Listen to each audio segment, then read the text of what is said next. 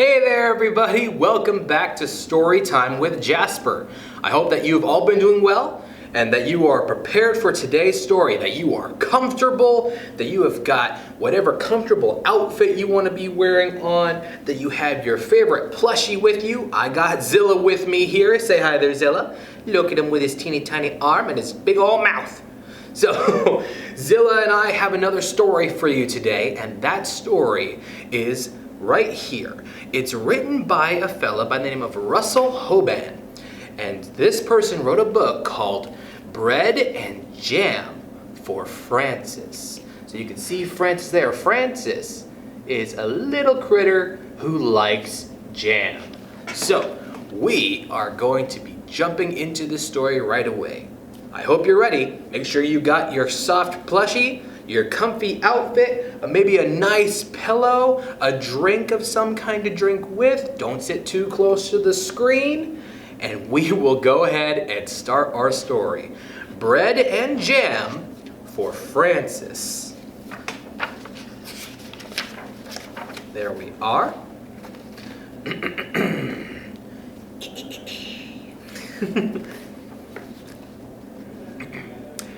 It was breakfast time, and everyone was at the table. Father was eating his egg. Mother was eating her egg. Gloria was sitting in a high chair and eating her egg too. Francis was eating bread and jam. "What a lovely egg," said Father. "If there is one thing I am fond of for breakfast, it is a soft-boiled egg." "Yes," said Mother, spooning up egg for the baby. "It is just the thing to start the day off right." "Ah," said Gloria, and ate up her egg. Francis did not eat her egg. She sang a little song to it. Oh, well, I guess let's go ahead and take a look at the family sitting and having breakfast together. All of them are enjoying eggs, except Francis, who's enjoying some bread and jam.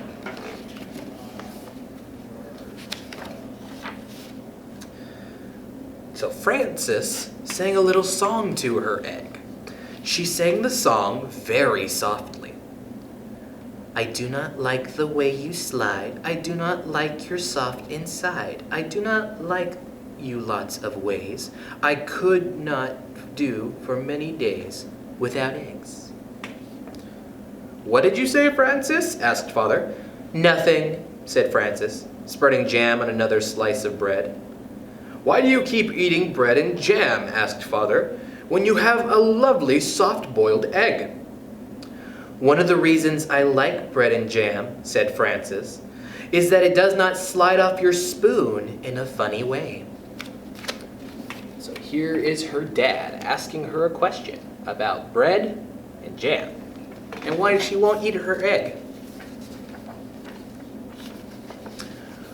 "Well, of course," said Father, "not everyone is fond of soft-boiled eggs for breakfast.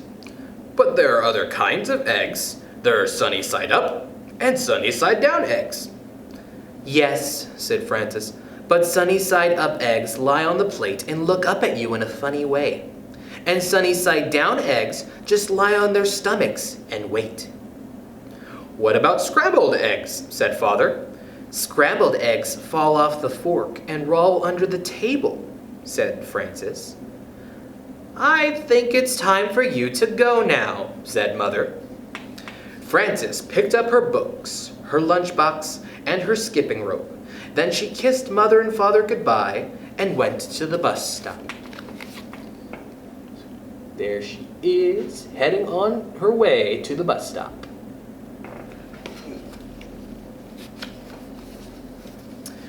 While she waited for the bus, she skipped and sang. "Jam on biscuits, jam on toast. Jam is the thing that I like most. Jam is sticky, jam is sweet, jam is tasty, jam's a treat. Raspberry, strawberry, gooseberry. I'm very fond of jam."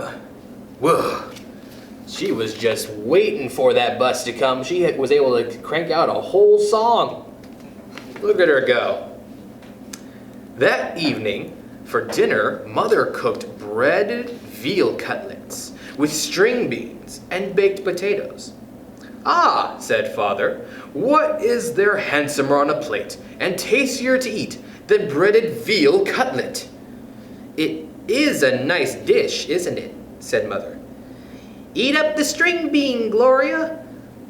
"Oh," Gloria said, and ate it up.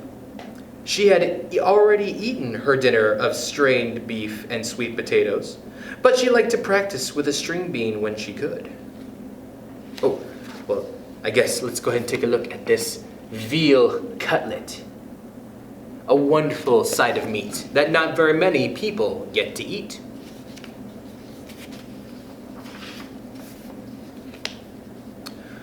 "Where do breaded veal cutlets come from?" asked Frances. "And why are there French-cut stringless beans called string beans?" "We can talk about that another time," said Father.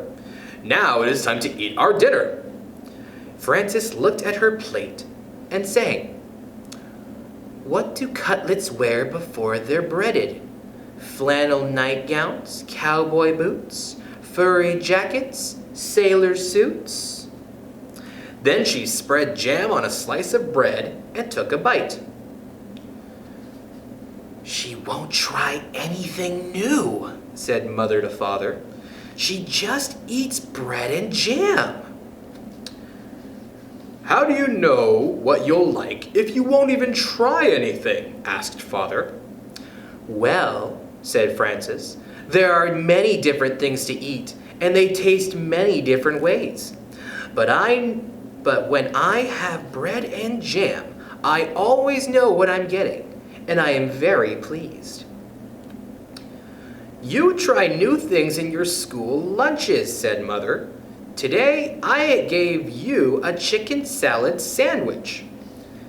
"There now," said Father to Frances. "Wasn't it good?" "Well," said Frances, "I traded it to Albert."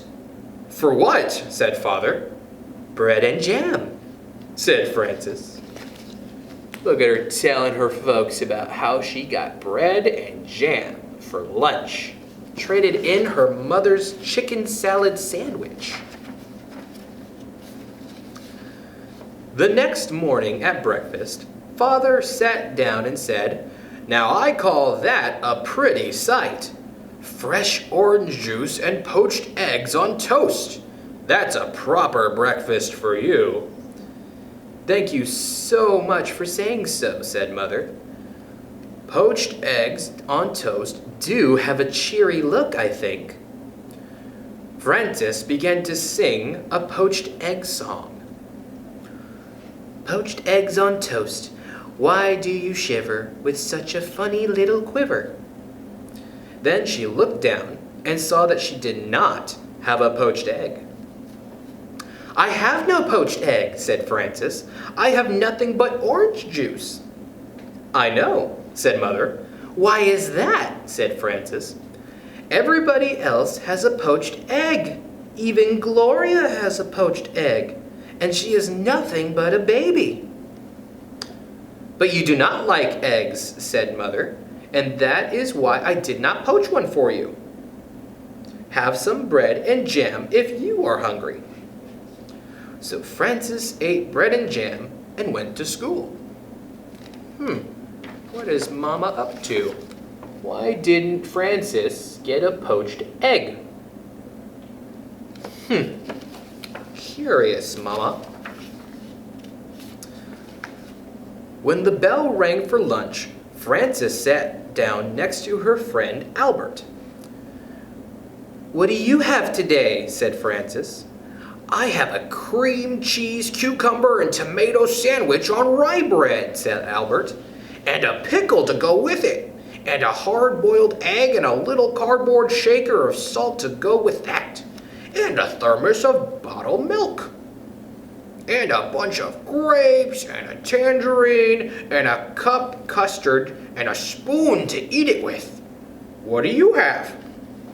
Frances opened her lunch. "Bread and jam," she said, "and milk." "You're lucky," said Albert. "That's just what you like. You don't have to trade now." Something's going on with Frances. Her friend Albert has such a crazy, wonderful sounding lunch. But now, Frances got exactly what she wanted and doesn't sound very happy. "That's right," said Frances, "and I had bread and jam for dinner last night and for breakfast this morning." "You certainly are lucky," said Albert. "Yes," said Frances, "I am a very lucky girl, I guess.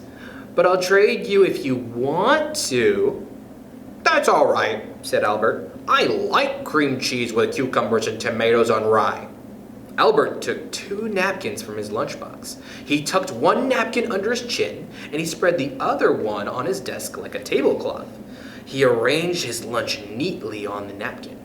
With his spoon, he cracked the shell of the hard-boiled egg.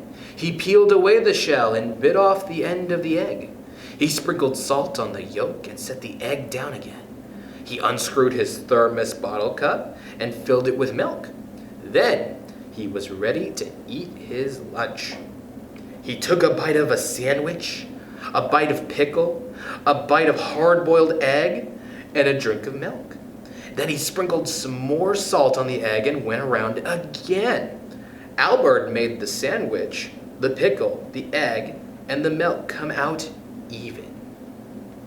So here's Albert. He's just slowly dining away on that sandwich. He's just having a nice little time with that meal. He ate his bunch of grapes and his tangerine.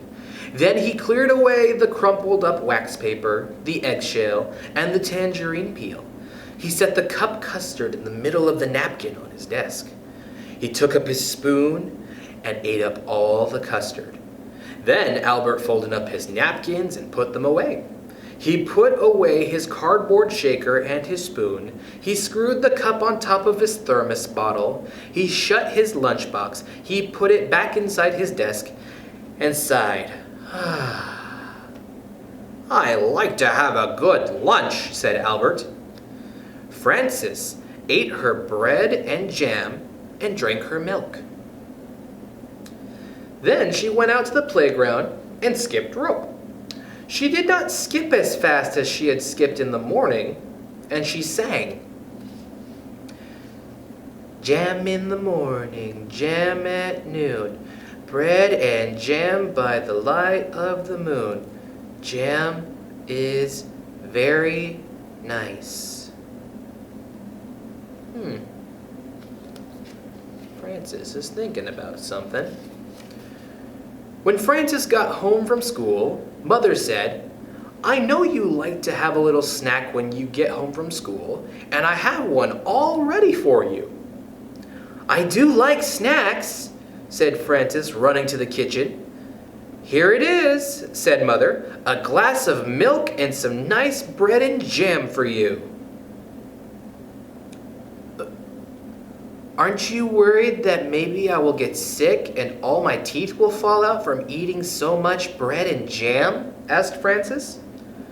"I don't think that will happen for quite a while," said Mother.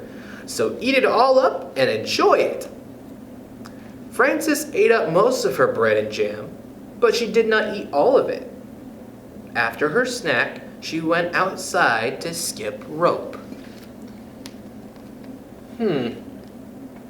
Isn't bread and jam Frances's favorite snack of all time?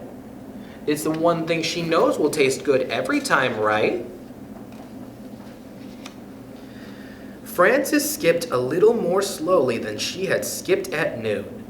She sang, "Jam for snacks and jam for meals. I know how a jam jar feels. Full of jam." That evening, for dinner, Mother cooked spaghetti and meatballs with tomato sauce.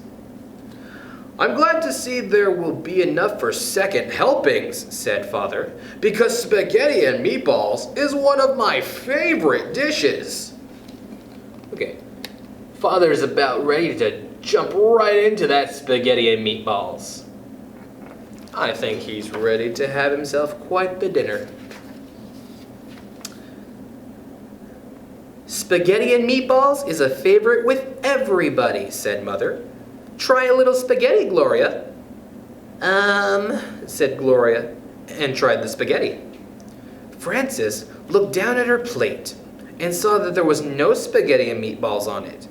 There was a slice of bread and a jar of jam.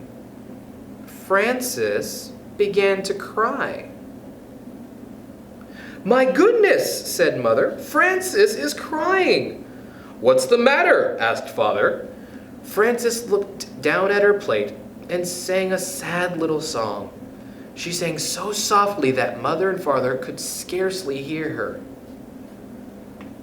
What I am is tired of jam. I want spaghetti and meatballs, said Frances. May I have some, please? I had no idea you liked spaghetti and meatballs, said Mother. Look how sad she was. Look at her. She's so sad. But looks like she's going to get to try some spaghetti and meatballs. How do you know what I'll like if you won't even try me? Asked Frances, wiping her eyes. So Mother gave Frances spaghetti and meatballs, and she ate it all up. Look at that! She's eating all of that spaghetti and meatballs because she tried it. Well, there you go. The next day, when the bell rang for lunch, Albert said, "What do you have today?" Well, said Frances, laying a paper doily on her desk and setting a tiny vase of violets in the middle of it. Let me see. She arranged her lunch on the doily. Take a look. Remember, Albert had set out his luncheon nicely and neatly and enjoyed it. But it looks like Frances has a lunch that is special of her own today.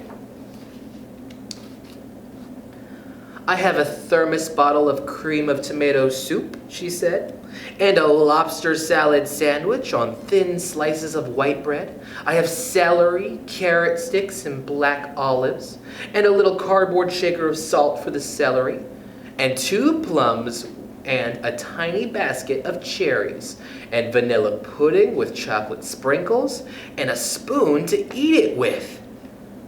That's a good lunch, said Albert. I think it's nice that there are all different kinds of lunches and breakfasts and dinners and snacks. I think eating is nice. So do I, said Frances. Then she made the lobster salad sandwich, the celery, the carrot sticks, and the olives come out even. The end. And that was bread and jam for Frances. So, when you're going about making your story today, when you're trying to make your story a good one, sometimes trying new foods is not something that sounds like a nice thing to do. I have certain foods that I don't like. Like, I don't really like bananas. But you know how come I know I'm not a huge fan of bananas? Because I still tried them. And it's not that bananas are bad to everyone, but bananas for me have to be put into something special. Like, even though I don't like bananas by themselves, my mom makes a great banana bread. So sometimes the thing that you may not be a fan of, how it tastes, might actually taste better another way. You won't know until you try it, like Frances did. Instead of just having her bread and jam, she was willing to try something new. And so that is the end of our story for today. I hope that when you go about your day today, you do something to make your story, which is special and unique, that you would make your story a good one. Thanks for hanging out with me with Storytime with Jasper. I hope to see you again sometime soon. Take care.